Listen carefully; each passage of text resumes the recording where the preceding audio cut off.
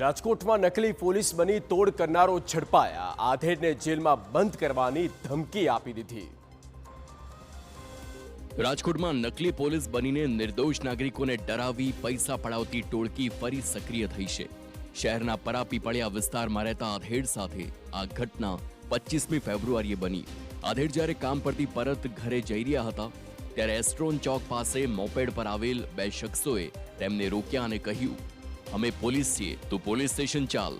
આધેડ પોતાનો વાંક પૂછતા જ નકલી પોલીસે તેમનો મોબાઈલ અને બાઇકની ચાવી આંચકી લીધી। ત્યારબાદ તેમને અલગ અલગ વિસ્તારોમાં ફેરવી માનસિક દબાણ બનાવ્યું હતું।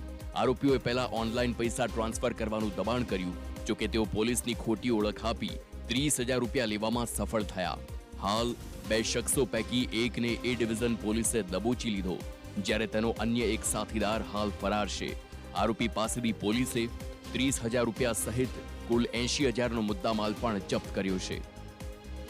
દરમિયાન બે ઈસમો અજાણ્યા આવી તેમને કીધેલું કે અમે પોલીસવાળા છે અને તમે પોલીસ સ્ટેશન તમને લઈ જવાના છે અને પૈસા ના લઈ જાઓ તો પૈસા આપો, તેમ કરીને ધાકધમકી આપીને પૈસા કઢાવવા માટે તેમને પોલીસની ઓળખ આપીને કઢાવેલા 30,000 રોકડા રૂપિયા।